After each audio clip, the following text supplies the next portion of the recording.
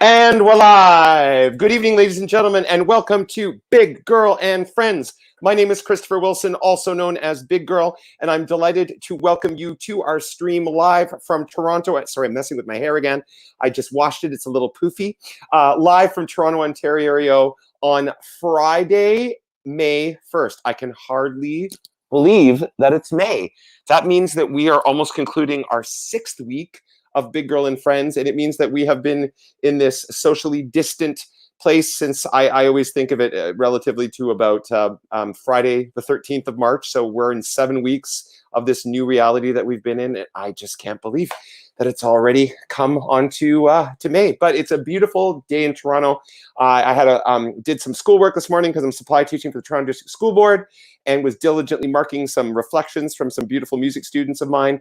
And then I got out into the sunshine and just celebrated the warmth. And I was supposed to do my first attempt at a COVID haircut today, but that didn't happen because I was not feeling up to it. And my dear partner, Gavin, is like, you gotta do the sideburns. You gotta, as I said, George Maswell, my co-host last night, and a couple times has told me I just have to do a gentle fade, but I'm feeling the pressure, folks. I'm starting to sweat. Giving my partner, Gavin, the COVID cut. I don't want to mess it up. But fortunately, we might be in social isolation for a little bit while longer. So if I mess it up, he can wear a hat. So that'll be great. Anyway, we're delighted to have you with us tonight. We have a wonderful guest. I have another fabulous super co-host for this evening.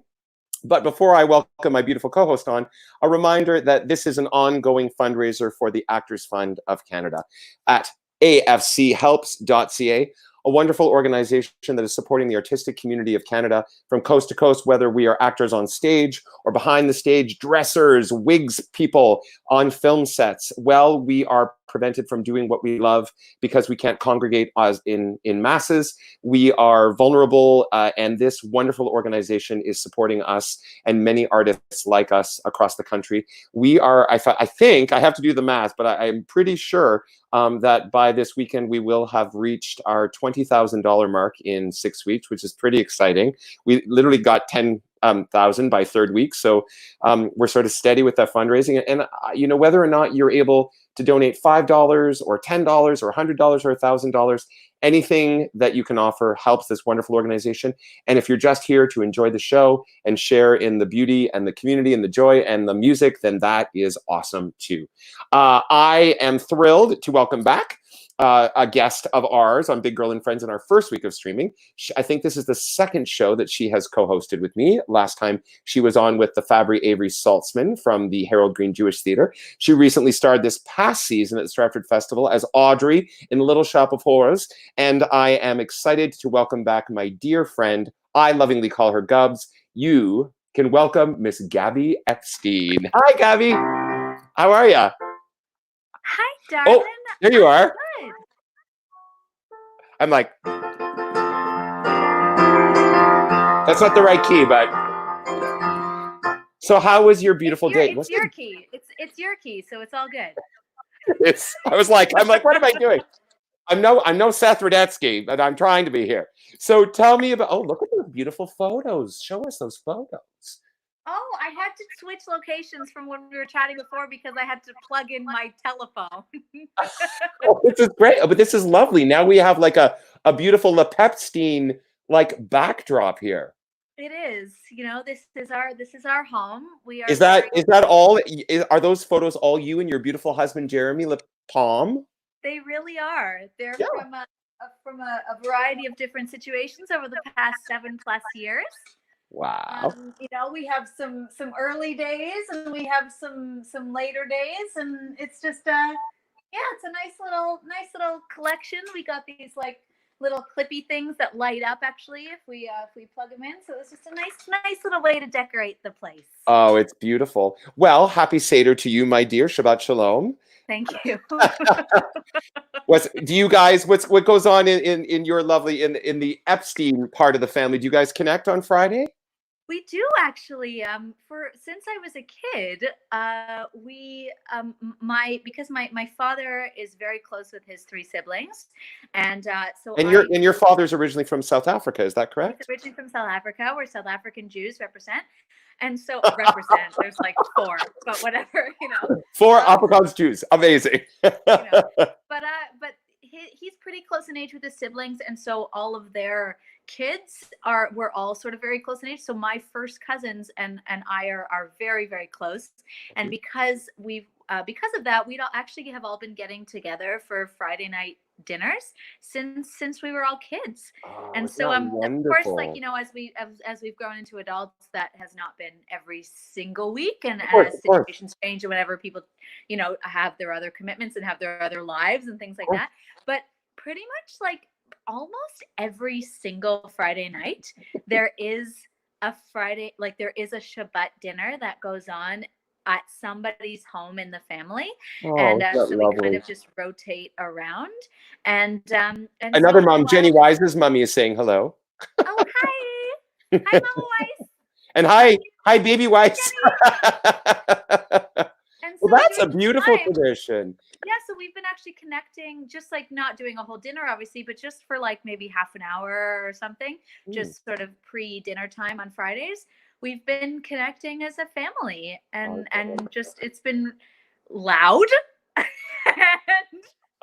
there's like literally like 20 boxes of family going around, but it's just so lovely. And especially like as our lives have been a lot busier over the last number of years, because there's like now obviously like a next generation of kids and everything. For that reason, it's been hard to connect, but also because of the new generation, it's felt so much more important to connect and be a family for that generation, because we feel so privileged to have had that as kids, and grow up with my cousins. Did all of your father's family immigrate to Canada from South Africa? Did. Like at different times, not all at the same time. My dad was the first one, even though he's not the oldest, but he was the first one. He came to McGill University. All of us. McGill alma mater. Family of McGill people. And love it. Montreal. And then the rest of his family kind of followed suit. It's interesting. He sometimes talks about like growing up in South Africa and saying that like he always knew that he was going to leave. That's just sort of the way that he was sort of brought up there. But obviously, lucky for my family, he came with all of his siblings. All of his siblings are here, and I was very privileged to be able to grow up with my extended family. Oh, that's beautiful. Thank you for sharing that. That's awesome. So Shabbat Shalom to everyone. Yeah, Shabbat Shalom. Absolutely. Well, we are excited. You and I both are thrilled to welcome a beautiful songstress and fabulous actress and gorgeous soul to our stream tonight. She, like you, has starred on the Stratford stage, but not last year while you were. She was busy at the Shaw Festival performing in Brigadine, among other... Brigadine, that's my best Scottish for the night. But I'm delighted to spend the next 50 minutes with this gorgeous soul, because I don't actually know this beautiful soul. I know her fiance quite well, but I'm excited to learn more things and to share beautiful music and community. So without further ado, please welcome to the stage, the stream, the gorgeous, the talented, the lovely Miss Alexis Gordon. Hi. Hi, Alexis. Yay. Yay. How are you? Well, Alexis, I'm going to go. I have to show. So, ladies and gentlemen, Alexis, I'm going to ask you to assume the pose for a moment. The one we had at the beginning of the thing. When Alexis came onto the stream, I thought she looked like an Emily Blunt portrait. My laptop's here. I swear. I was not out the window. It was a gorgeous gaze. It was a lovely image. So, Alexis, tell us, where are you in the physical world right now? What community are you in right now? I'm in Stratford right now. Shane and I have a house here. So the silver lining to all of this is he was supposed to be in Toronto right now, and I was going to be headed on a plane to Vancouver tomorrow. And now our silver lining is we actually get to spend the year together. Okay. So you guys are, is there anyone else cohabitating, or is it just you and Shane? Actually, yeah. We adopted one of my friends from Toronto, or my friend Emma. She was isolated all by herself, and it was the best thing when I picked her up. Oh, you made it. I haven't hugged anyone in 2 weeks. I was like, we're adopting you, and we're bringing you to a place where you can walk outside. Oh, that's gorgeous. That's called the COVID connection. Yes. Yes. You have COVIDly connected. Exactly. And you said, and your beautiful friend, her name is Emma? Yeah. So what have you and Shane, I mean, we were all doing very different things prior to the new normal. So how have you and Shane and Emma been enjoying time in your beautiful Stratford Haven? What has self-isolation and social distancing look like in your household? Some days it's a person on a couch each. Some days it's Scrabble, you know. It just depends on any given day. Scrabble. Yes. When That's- Shane gets sick of playing with me, Emma will play with me. It's perfect. It keeps Have there been our any relationship. like new words? Like I feel like this has spawned like new knowledge for all of us and like many new words that come with that. Has there been any like really great new word that you've played? Do you mean like the 2-letter words I Google every time? Yes. Actually, I didn't realize if you used all 7 letters, you get like a huge bonus point. So there was like a few days where I just kept like throwing them out there. And then of course, again, for balance sake, it was all 2-letter words after that. Now, you said when Shane gets tired of playing Scrabble, so are you someone who enjoys playing Scrabble a lot? I grew up playing games. We're both the youngest in our family, but Shane was the youngest of 7 growing up. So like he does not like games. He would always lose. Why was that ever fun when his brothers were older than him and would always win or lie and win? Who knows? Who knows? But I grew up going to like the cottage with my cousins, so we would always play card games and board games. So I love being competitive and playing a lot of games. You mentioned funny with performers. So a lot of us are semi-competitive people, aren't we? Leo, I don't know. When's your birthday? If I'm allowed to. July 26th. I'm a cusper. July 31st. There you go. We're close. We're close. But whose birthday's coming? I was like, but someone's birthday's in 2 days. Fast forward. Happy birthday in 2 days to Gabby. Happy birthday in 2 days to Gabby. Happy birthday in 2 days to Gabby. Happy birthday in 2 days to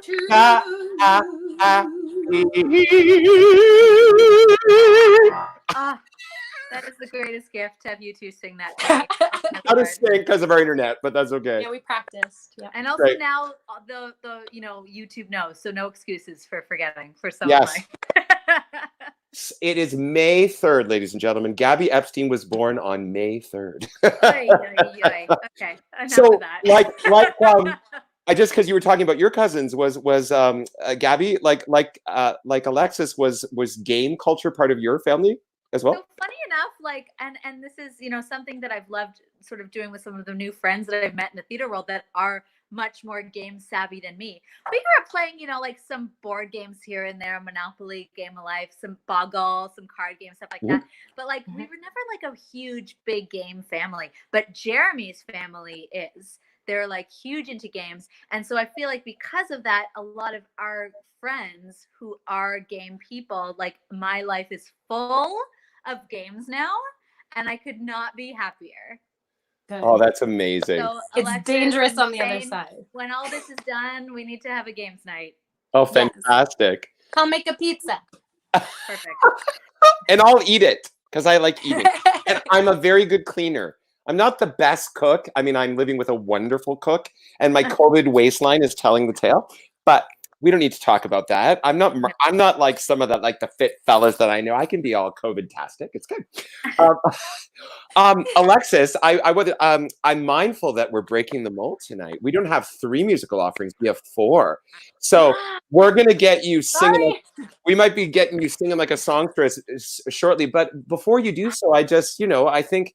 And I want to frame this, rather than focusing on the things that we quote unquote lost with COVID, shutting down a lot of our opportunities, because a lot of our wonderful companies have made it clear that sort of a lot of things that were planned, ideally, in terms of seasons that were programmed are ideally going to resume. They're going to just be sort of postponed. At least that's sort of what's prevalent in a lot. So we're hopeful that it might just be 8 months down the road, or a year down the road that we get to revisit some of these beautiful works. But what was going on in your world just prior to Friday the 13th?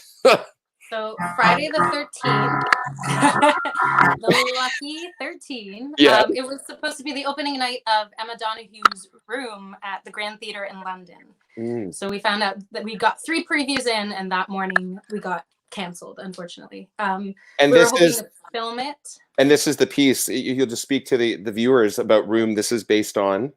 Yeah, Emma Donoghue wrote a book called Room in 2010, and it was turned into a movie in 2015. That's where Brie Larson got her Oscar. No big deal. I have not met Brie Larson. We are not close. We are, just letting you know. Yeah. Because everyone's close with Big Girl. Just say.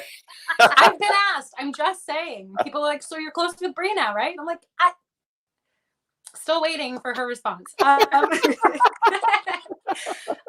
So they turned it into a play with music in 2017, I think, was the premiere over in the UK, and they were bringing it for the North American premiere here, and we got to workshop it in the winter with Emma and with Cora Bissett, who's the director. She's Scottish. She's brilliant and wonderful. And I think we had 4 weeks of rehearsal where we were working out stuff and talking about how we can make it local and Canadian and ours.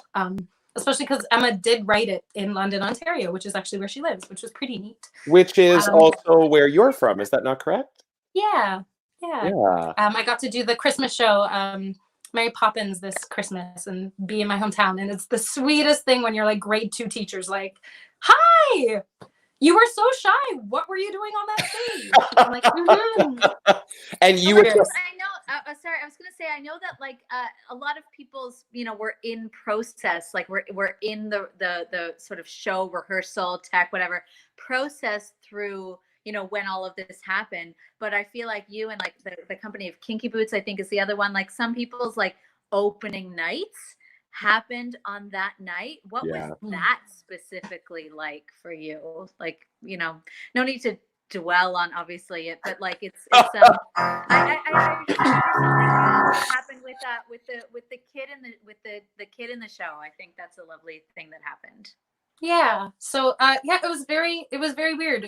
We were very positive. Our first 3 previews just sort of trucked along, and it was sort of the last one where I think the cast sort of understood like, oh, I guess this might not happen. We were going, no, we're fine. We're in London. It's that sort of sweet naivety that we all had, naivete. But yeah, my kid, I had 2 kids playing Jack.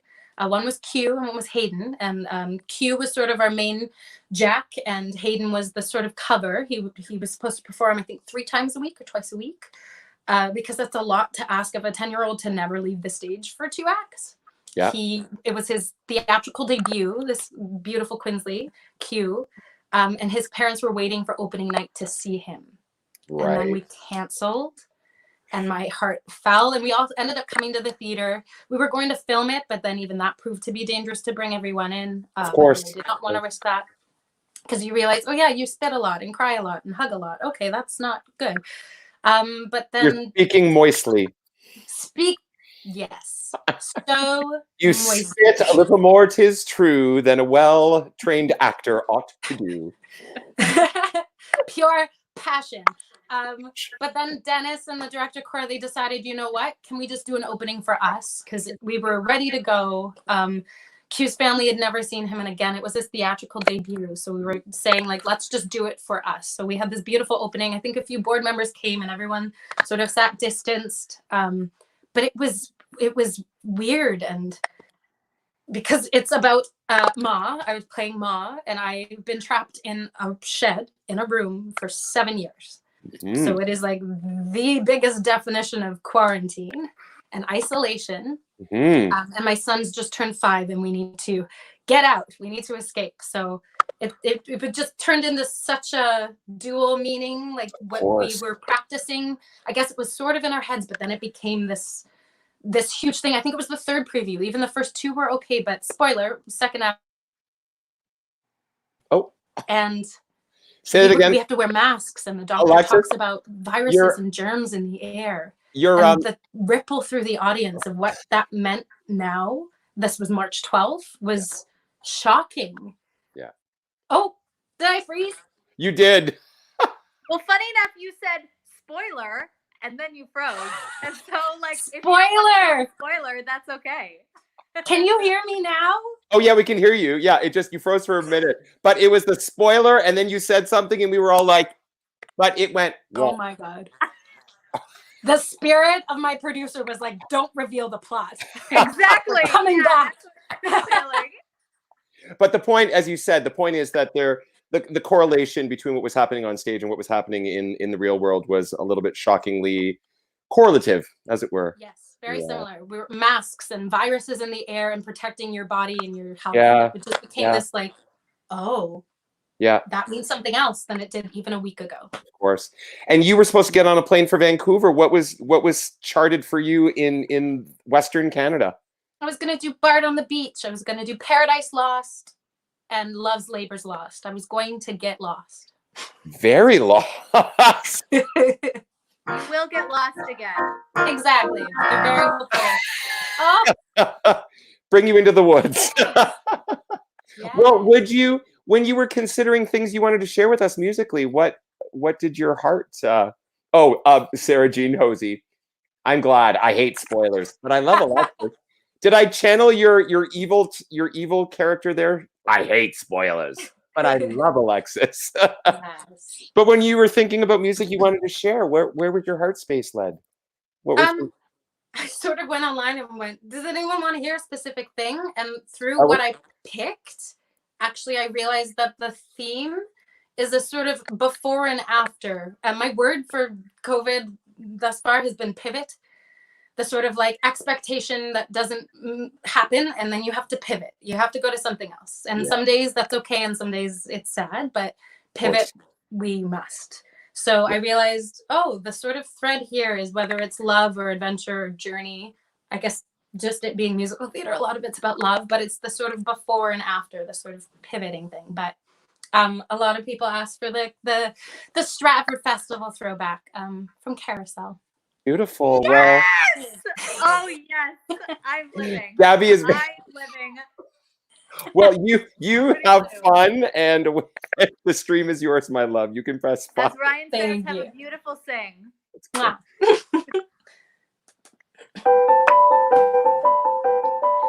When I worked in the mill, weaving at the loom, I'd stare absent-minded at the roof. And half the time the shuttles get tangled in the threads, and the warps get mixed in with the woof. If I loved you, but somehow I can see just exactly how I'd be.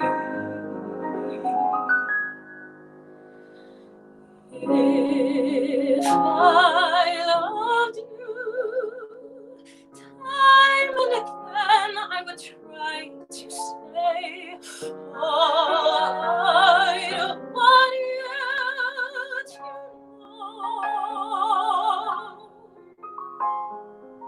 If I loved you, words wouldn't come in an easy way. Round in circles I go, longing to tell you, but afraid and shy. I'd let my golden chances pass me by. Soon you'd leave me, off you'd go in the mist of day, never, never to know.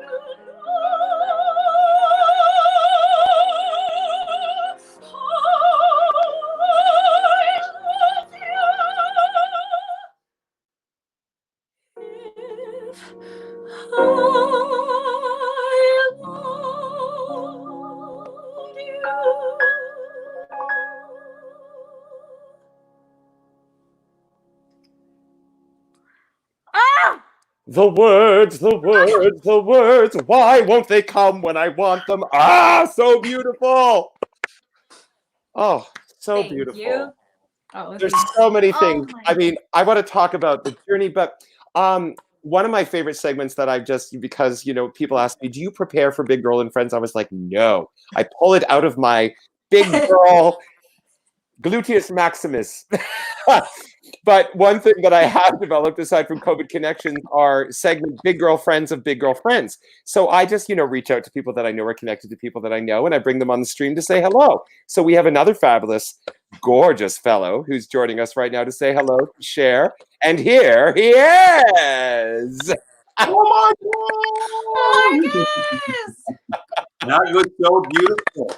I That's miss you. insane. I love you so much. I love you. Hello, Marcus. You Hello. handsome Hi, man. Marcus. Hi. How are you, Ashley? I mean,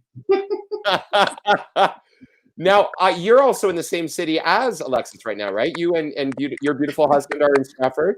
yes, I'm in Stratford, around the corner from her, around the corner down the street, maybe. So it's possible for you to go waving through a window, but you'd have to get Robert Marcus involved in that one. But he's in Stratford too, so wouldn't it be hysterical if he just ran through the neighborhood saying waving through? That would be good. I would. I think All that's the that talent in anyway. Ontario is living in Stratford right now. It's all. So how do this is friends of friends? How do you two? Where did you two connect? You two beautiful souls. Just before Carousel. Exactly. I was a guest on your cabaret, Pablo Kesselman, who rest his soul, he just passed away. He hooked us up together. And I just remember being so excited to be at your cabaret because I was already a big fan of yours. You're so sweet. No, I was like, why is this stunning man singing with me at this cabaret? Oh my God. that was a long time ago. Like, so much has happened since then. Yeah. I mean, at the time you seemed so young and so sweet and innocent to me, and you're just And now? you're a huge And now. and now still Not so innocent. Yes, girl. Well, Marcus, you see, I know your backstory, and in terms of training and your musical upbringing, and I know Gabby's, from A Child in McGill. But Alexis just shared with me that she really didn't start singing until after she was 16 years of age, like after she was 16. That's It's crazy. unfair. I know, and I was like, unfair. I was just like, I was a second alto in choir when I was like 14 to them, though. a second alto. Okay, but the thing with altos in choir, I was the first alto in choir, and people make kids altos when they have good ears. I learned so much. So it's not necessarily that altos lament, where everything's like one note. Not always. I mean, maybe at the time, but then I started making up other parts. Hey, I was a tenor in high school. No. And then I lost all that, and I became a little bit more interesting. Marcus, I was never a tenor. I went straight from soprano to belter to bass. I was tenor entirely. But I had to sing Tony in my grade 13 production of West Side Story because there was no one else who could sing it. It was unique. It was unique. So what are some of the things that you two beautifuls have collaborated on? So you've done cabaret together. I know that you were engaged, am I correct, that it was the two of you and Vanessa Sears were part of a cabaret last year at Stratford? Yeah. Yeah, I organized a cabaret called Why We Tell the Story. You wrote it. Thank you. I did. I put it together. I wrote it. I found some great music that was celebrating the African American music theater canon, and I was so lucky to have people like Alexis and like Vanessa, and I had Robert Marcus because I wanted to have some diversity, and I just wanted to have another perspective, and it was quite a magical night. It was so good. It was so good. Like, it was, like when you're in a festival and you're, I think it was, I forget exactly when it was, but it was at a point when just, I was just needing something to just boost me, to feel inspired, to just, it it was just the perfect timing for something new and something inspiring, and just the most gorgeous concert like that you put together. It was just perfection. It was really beautiful. Well, I was lucky to have my favorite soprano. Well, one of my favorite sopranos. Gabby is one too. But I love singing with Alexis. It's so easy to sing with you. Your voice is glorious and rich, and you sing like an instrument. And I just loved, every time we do a duet, I love being able to sing with you. It's amazing. I miss singing with you. Wheels of a Dream, and Porgy and Bess, all that stuff. That's been so much a highlight for me. I think, if I'm not mistaken, your Wheels of a Dream got a standing ovation right after the song. I'm pretty sure. I think it was everybody, but it was definitely me. Just like, we all just rose to our feet after that song. It was just the most beautiful thing. Well, I was very excited when Alexis asked if we would record it for her CD Summertime, which everybody could buy. It is incredible. And I was just so excited because I had never been able to put Wheels of a Dream down on a track. So when you asked me to do that, Alexis, I was giddy. And I listen to us often. Aww, I love it. Alexis, what's the title of your CD? It's called Summertime. Summertime. Yeah. And can people find it online? I think it should be. It's at both the Stratford and the Shaw gift shops, so it should be online on the Stratford gift shop. It's like Gabby's and like Marcus's CD. We should all technically be online, but I'm not sure what that looks like right now. Right. But I don't have any digital downloads yet. If anyone wants to help me with that, I should probably be doing that. Yeah. I'm old school. Everyone's good. calling it like the CD for your car because they're like, we don't have a CD player. What do I? Oh, in my car. It's in my car. Yeah. Well, Marcus, in terms of, developing that cabaret that you performed with Vanessa and Alexis, what was the main inciting energy behind that, and the collaboration that you found with your co-performers? I think there are so many musicals that aren't done very often in Ontario. And so I wanted to find a venue to really, because I knew we had great singers who could sing that out of those songs. So I wanted to have an opportunity to present those songs and to invite these incredible singers to perform them. And I was especially excited to do it at Stratford because I think some of these musicals are musicals that could be done on the Stratford stage. Beautiful. Yeah. So it was, that was sort of the start of it. Like, where could I go to have these songs and these shows presented with these people? So I was lucky enough to be able to do it at the former vintage Stratford. Beautiful. And it sold out like 3 times. We kept adding seats and it was sold out within days. Yeah, Well, it was so sweet too, because it was about coming together. I thought that was the beauty. It wasn't just about race and about the Black musical theater or the Black experience. It was just about the human experience told through these specific stories that you don't often hear, and what a shame that is. And it just felt, it unified the room. I think that's the best word for that. It was just like this unifying force in that space. Oh, that's gorgeous. Well, Marcus, I want you to. Sorry, go ahead, Marcus. No, I said, and that's what I wanted. It wasn't like I wanted to bash a message to the audience. I really wanted to give them a gift, and I think we did. Isn't that lovely? Yeah. Well, Marcus, I want you to stick around with us. We'll bring you back at the end. So stick around because Alexis has 3 more songs to sing. So I'm gonna take you off the stream and bring you back, my love. So stay put, okay? Okay, I'm here. We're so thrilled to see you, beautiful man. See you shortly. So, dear Alexis, surprise! The best surprise. Oh my God. What would you like to share with us now? Sorry, the audio is being a bit difficult. I'm gonna do my white. I think I'm gonna do My White Night and just get that done, and then I can start drinking wine with everyone else. Okay, it's yours, my I was just love. thinking about that song the other night. Oh my God, yes. Have fun. Enjoy that Thank beautiful you. piece. I was supposed to do the Music Man this summer, so I will now live vicariously through you. Aww.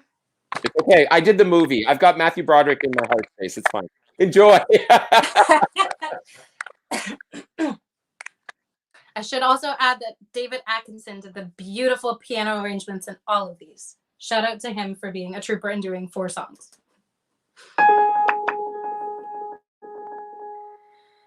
My white knight, not a Lancelot, nor an angel with wings, just someone to love me, who is not ashamed of a few nice things. My white knight, what my heart would say if it only knew how. Please, dear Venus, show me now. All I want is a plain man. All I want is a modest man, a quiet man, a gentleman, a straightforward and honest man to sit with me in a cottage somewhere in the state of Iowa, and I would like him to be more interested in me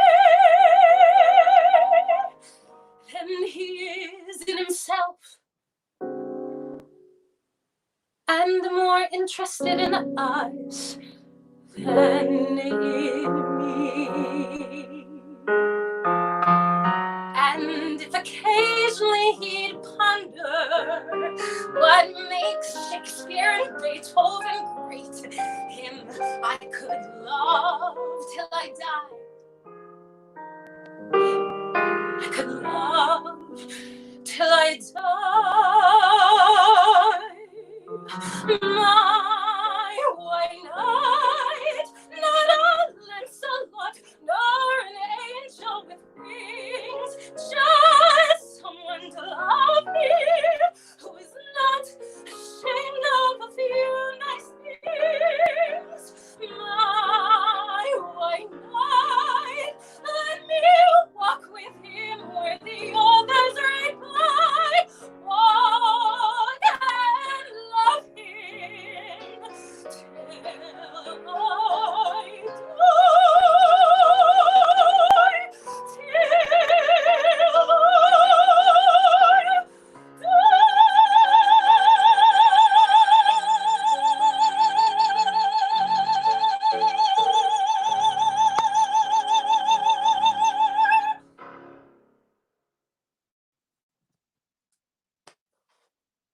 And now we drink wine.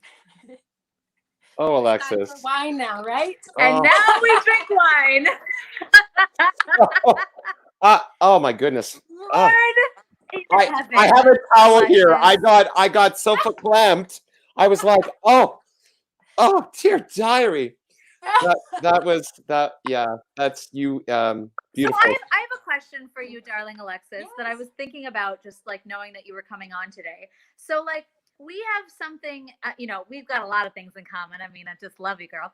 But a lot of people, say that like the way that I perform, the way that I sing is like Canada's or Ontario, whatever's Barbara Streisand. A lot of people say the same thing with you being Canada's Audra McDonald. And, I think we never, I think it's the most amazing compliment to be compared and, even in the same, light as somebody of that, excellence and brilliance. And I know that we never want to imitate those people, but we certainly feel inspired and take elements of their lives and of their careers and of the way that they perform and things like that certainly influence us. So what would you say is something of Audra's that has inspired you, or that you think about when you perform? I love this. Your friend, sorry to interrupt you. Your friend said she's Audra and Kelly rolled into one. There's a lot of Kelly this evening. Sorry, not sorry. That's a good question. A lot of people, I've had a lot of people. Audra McDonald is my idol. When I was first taking voice lessons when I was 16 or 17, someone showed me Your Daddy's Son from Ragtime, and I'd never seen that before. A lot of why I was late to theater was I'd never seen anyone who looked like me on stage ever. So I didn't think I could do it. And then Audra, seeing her do Your Daddy's Son on a YouTube video gave that visibility for a Black female soprano for me to go, oh, I think I can. Because I wasn't sure. There was no evidence suggesting before that in my world view. In your experience, for sure. Yeah. And it was, I went to the Shakespeare School at Stratford here when I was 16 years old. It was the 2-week musical theater summer camp, and I was just in heaven. Tess Benger was in my camp with me. That's where we first met. Shane Carty was in that season, which he hates me to point out. I was Tess Bender's camp counselor back in the day. At Showtime Musical Theater Camp in Toronto. For 1 year, I was her camp counselor. So just funny bringing Tess in camp. Continue. Well, no, and the same thing, if I may, I'm going to not let that lie. And Shane doesn't like to point out that he was in the company when Alexis was a student in high school. Oh, so good. Okay. So was Jonathan Winsby, David Hogan, Kyle Blair, like all these amazing people. Blythe Wilson, oh my God, that's where I first fell in love with her. That was the Oliver year. Her as Nancy, oh my God. Oh my God. But it was Karen Robinson in Janet Sears' Harlem Duet in the Studio Theater, and it was an all-Black company. And that was I can do this. This happens here in Canada, because I wasn't sure before. Yeah, that was a seminal moment. Absolutely. Yeah. So Audra helped give me that visibility, and I've seen her perform twice in concert, and I saw her Porgy and Bess on Broadway. And I think there's just like a degree that she gives in a performance. She had when you read a lot about her, like I have, she lost her dad, and I think she had a rough go when she went to Juilliard. She missed theater and musical theater and felt like she was being shoved into this opera sphere, and didn't love that and found that hard. And I think that there's a lot that she gives of that. There's a lot of vulnerability within her performances that I aspire to. Because she seems so grounded and genuine and real at every moment. And her first Broadway role was Carrie in Carousel, yes? Which is what I originally auditioned for. And then I was like, I'm going to be Audra, and was catching a train into Stratford. What did I sing? I sang Mr. Snow. And it was that moment at the end where, darling, Mr. Snow. And I had like a little bit of phlegm. And I finished the song, and they were like, could you leave the room and come? We're going to grab you. And I was like, oh, I messed it. Oh my God. I can't be Audra. Oh no. And then Marcus's husband, Franklin, was like, we want you to sing all the Julie stuff. And to me, that meant understudy, because I was 24 or 23 years old. So I was like, dang it. Like, I could have been the best friend, but they're not going to cast me as the lead. And then life happened, which was bonkers. But I remember I think we were at Kira Galoyan's birthday party at a place in Little Italy, and I think that was where you told me that you were playing Julie Jordan, and like I couldn't, like, the words, it was just so massive, like how incredible that was. And like I knew, like, we had done, remember that masterclass that we did together, the Bob Garrett's master. Yes. Like, you know, when like I like knew just, oh my God, the extent of your stunning ability. But just like all of us sort of like youngish performers, like it's always that thing of who is going to give us that chance, who is going to actually be the one to cast us and like let us do that thing that we know we can do, but not everybody gives us that chance, you know? Yeah, which in a way is a risk. A lot go like, I don't know, I haven't seen her. She's only done so-and-so regional stuff. I don't know, but my director had, I don't know what it was. I've heard the story was sort of like, I know she's young and I know she's new, but she's my Julie. And I so love the audacity of a female director saying like, too bad, we're investing. That's all it felt like. Yeah. It just takes one sometimes to give you a shot. Grateful for that. So grateful. And Gabby, wasn't it the blonde wig for you? Oh my God. Well, like that wasn't for I didn't do the blonde wig for Stratford, but the time before, like, you know, just like little side story, but you know, whatever. As just like little cues that you maybe give people in auditions of like, I'm ready, cast me, I'm ready, cast me. Sure. I had before I played Audrey at Rainbow Stage 2 years before I did it at Stratford, and before that I had auditioned for Audrey like 3 or 4 times. Yeah. And I always knew that it was like, I knew I wasn't your typical, like when I walk into a room, I know people aren't going to be like, Audrey. And so and after a few times of not getting the role, but knowing I was right for it, I thought I maybe just had to like sweeten the pot a little bit.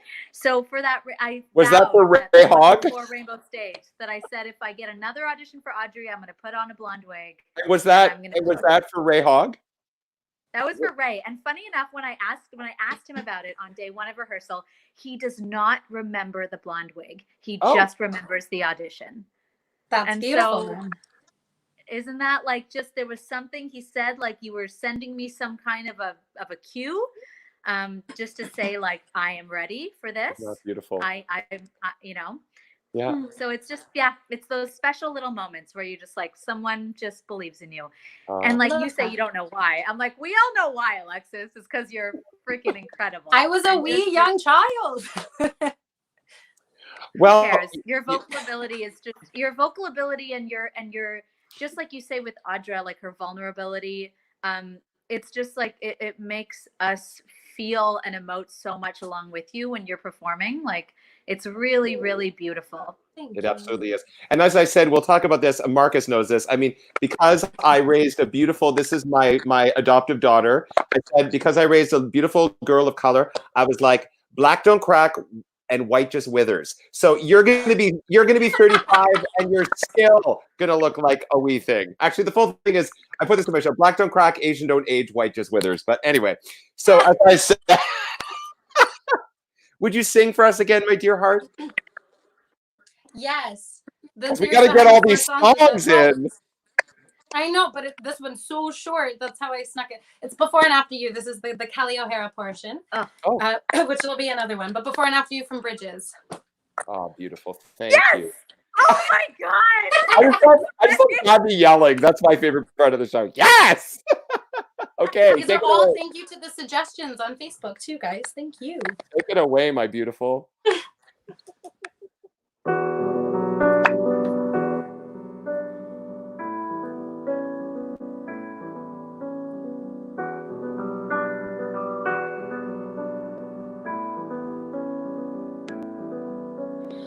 Holding you close against my skin, I'm holding you inside me. Suddenly there's a world I never knew. Kissing you now, the waves begin and evermore divide me. Before and after you, the touch I'd once erased, the lines, the walls around me. How did you know exactly what to do? Feeling your fingers on my waist, I know my fate has found me. Before and after you.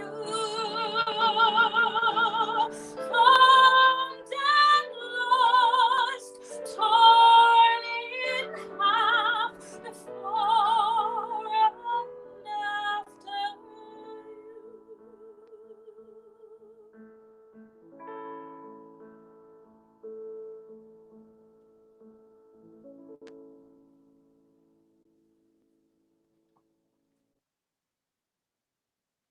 Bellissima.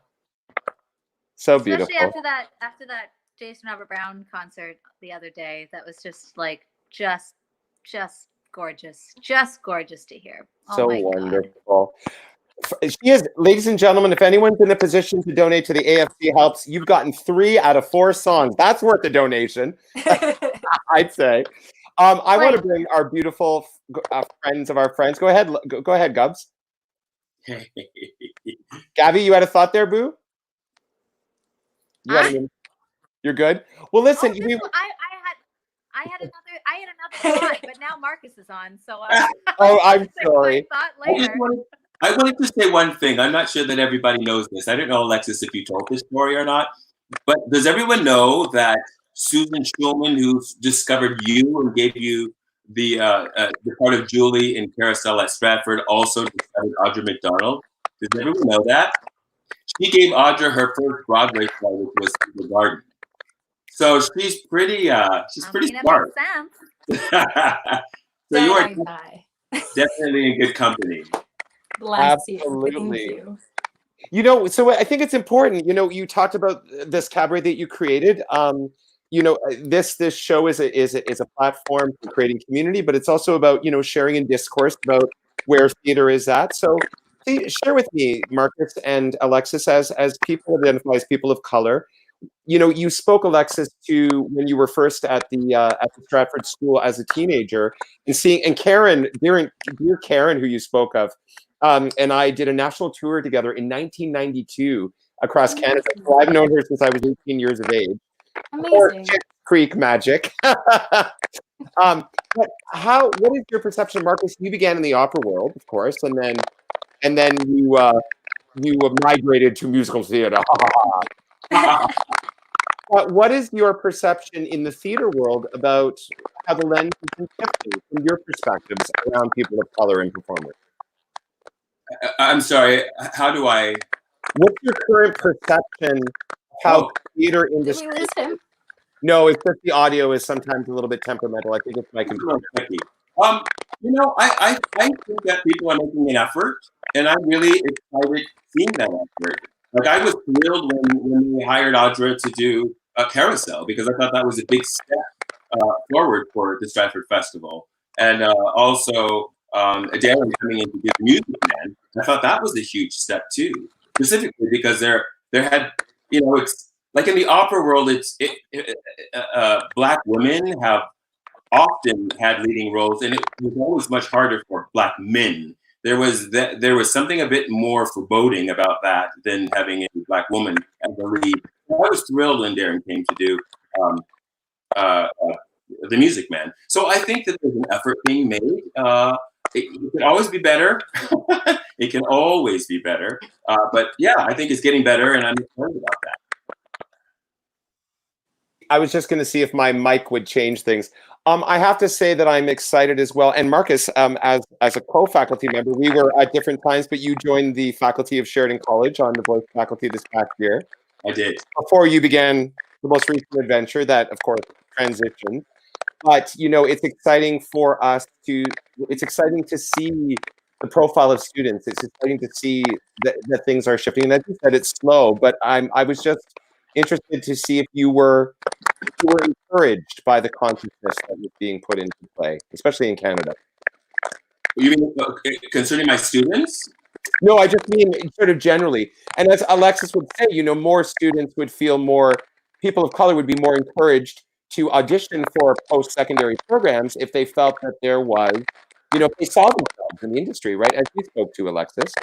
I think a huge thing too, like when I did Carousel and my face was on the poster, I had so many people approach me saying, I didn't even know what the show was about. I saw a person of color on the poster and I came. And that spoke a lot to me. I think I was technically the first principal, lead of color in a musical on that stage. Yeah. Like I am on the shoulders of all the supporting leads, but to be on that poster, I think was in 2015 even was really the feedback I heard from people coming and saying thank you for making me feel seen by you being seen was everything. Because that was my own journey as well. And I found that fascinating that the thing in 2015, and maybe we can say too late, but the point is that it's a thing that the festivals are really pursuing and keeping up, and that's the important thing. Beautiful. Thank you for that. Women in general, and especially women of color, I think it's really special. It's really amazing. Very, very special. I appreciate you both sharing in that discourse. I really appreciate that. Thank you. Tomorrow. Alexis, go Gubs. First, you talk about tomorrow. Then I'll ask Alexis my question. Okay, tomorrow we have a very, very funny person joining us. He has been the star of the Ross Petty Panto for, God, I think he said something like 16 plus years. The fabulous Eddie Glenn is joining us tomorrow. Tune in for hilarity, songs, and magic, and maybe some accents and impersonations. If you're following us in social media, give us a hashtag Big Girl and Friends. Sorry that the sound is a bit crunchy. Gabby, ask your question, my love. Yeah, I wanted to like give you a shout out for the Stratford broadcast of Coriolanus last night. Yes. Because it's online for the next 3 weeks. So if anybody wants to watch. But I guess just I wanted to ask you after having, you know, been sort of starring roles in musicals for your, I guess it was 2 or 3 years before that. That how was it to do a season at Stratford, especially where you're known as, you know, the leading lady in a musical? How was it to not sing for a year and be in like the title, you know, the main Shakespeare play and feature of the season? As I was saying to Christopher earlier, like I went to school for acting. There was no degree program. I know that, but not everybody knows that. Thank you. Gabby's my new manager. She is here. My mom is brilliant. She is not in the arts herself, but she's desperate to get me to go get a degree. That is the very important hook. Yeah. She said, do you want to be the actor who can sing or the singer who can act? I said, the actor who can sing. She said, then go to university for acting. Keep up voice lessons on the side. And that, to be honest, that was really hard. There's a fair amount of looking down on musical theater from the Shakespeare buffs. But the irony was I graduated and my professor told me I wouldn't get any work in musical theater because I didn't go to Sheridan. So no one would listen to me sing. I said, okay, the battle of being an actor first. Now I have to battle to be a singer. And honestly, my career has been it's been a balancing act of attempting to remind people that I was trained in Shakespeare, and I actually wasn't formally trained to sing at all other than my own like recreational voice lessons. I tracked down the old head of the musical theater department, Stephen Henriksen, who taught like Kyle Blair and Alana Bridgewater at Windsor, because there used to be a musical theater program. I pulled him out of retirement and made him teach me for 4 years there, which was my balancing of like, my soul needs this. Yeah. And I'm so glad I did. But yeah, to be able to work here at Stratford in the Shakespeare's was really important to me. And doing Shakespeare's, like doing Bard on the Beach this summer and maybe now next summer, that's a really important balancing act for me. But I do feel like singing does that extra thing that lightens your soul. Like when the theater world shut down a month and a half ago, I didn't want to sing. I didn't want to at all. Of course. It was hard. Yeah. And then you start to, and then it's therapy. There's this thing about those deep breaths and having that sound come out of you, right? It's just this amazing feeling. And I can't, I mean, we all know because we're all singers, but it's an amazing feeling and I get it. And it's therapeutic and it's very healthy. You know? But it's vulnerable and it's hard. It takes a lot more to warm up for that musical and get those high notes and to open your chest and your soul every day to that. And I would argue then another like, although it depends what you're doing. Absolutely. It depends what show you're doing. But there's, I don't know, the vulnerability factor and the ease off the soul that singing brings, especially in a show or theatrical or storytelling setting, that is what I crave. So as much as I spent a year only in plays at Stratford, that was the year I went, I'm going to make a CD, so I have to sing. And sang in cabarets. Yeah. What is your dream role? Have you already said what that is?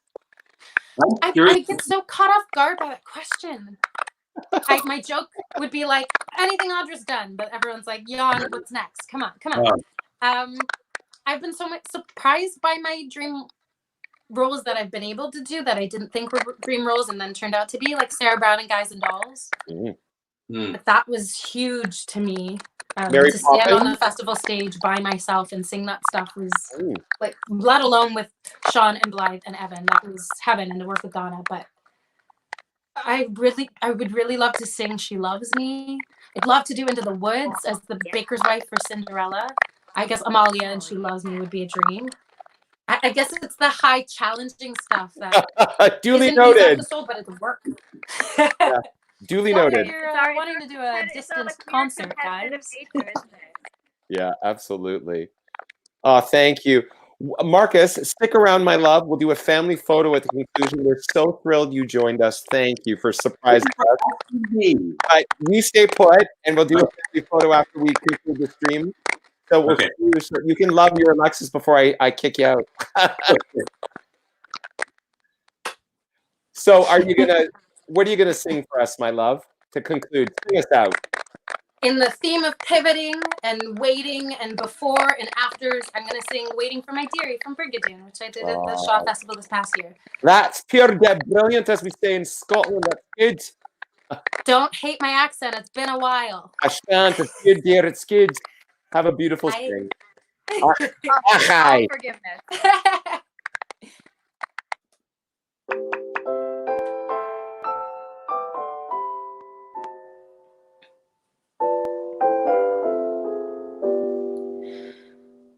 Many a lassie, as everyone knows, will try to be married before 25.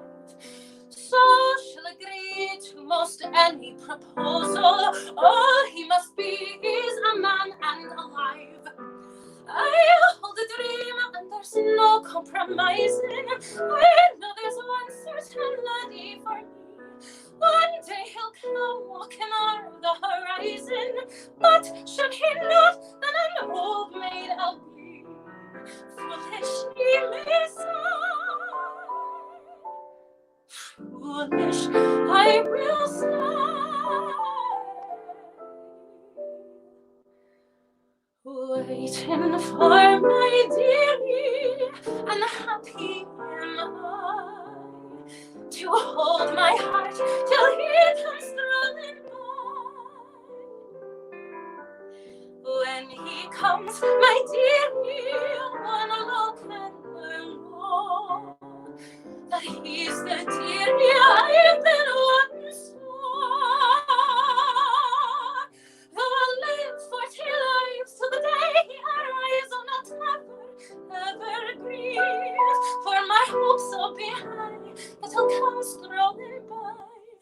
For you see, I believe that there's a land weary and wandering free who's waiting for his dearie. Now, what do you do while you're waiting around for your lot to come your way? Well, when no one is looking, you kneel on the ground and you pray and pray and pray. But when lassies sit and have no men, oh, how long becomes the night? But I fear the night is longer when it's not right.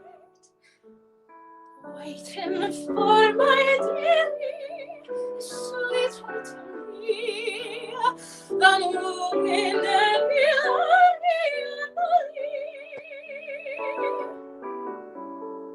dreaming of your dearie and all in the day. That's how I am and how I'll ever stay. Though I'll live 40 lives till the day he arrives, I'll not ever grieve, for my hopes will be high that will come strolling by.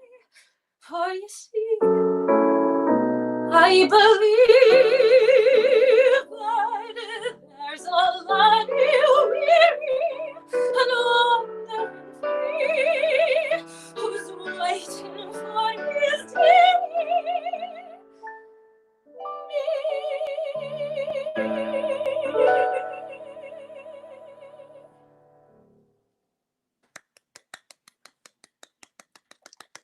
Oh, Alexis. Oh, just so gorgeous. Thank you. I have a confession. So a few years ago, or more than a few years ago, I was doing the Sound of Music at Drayton, and Rebecca Poff was playing the Mother Abbess, and it was like our second rehearsal, and it was on my birthday, and it was the rehearsal that we were rehearsing the scene before Climb Every Mountain, and so I was there because I was playing Sister Sophia, so I had to escort the new postulant, Me too. who was Laura Larson, by the way, and Rebecca Poff sang "Climb Every Mountain" for me on my birthday, and that was always like one of my favorite birthday memories. And now Becca Poff, oh, you're a queen. I love you, but this is now my New birthday memory. concert.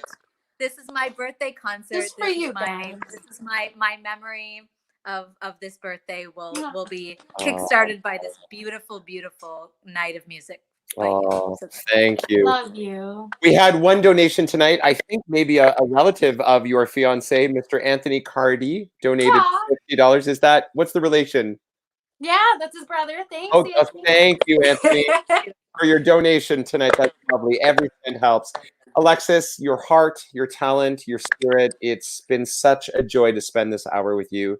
Thank you for sharing your time from Stratford with Big Girl and Friends. Gabby, always a pleasure to have you on the stream. I'll bring you back. And I'm around. thank you. Thank you. Thank you for asking me. Oh, absolute pleasure. You stick around. We'll have a family photo. Everyone else, join us tomorrow night at 7 o'clock to conclude our 6th week.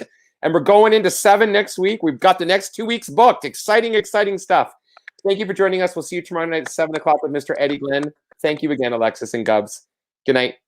A time like none we've had in the past. Stuck in your home, how long will this last? You're feeling anxious, stress starts to grow.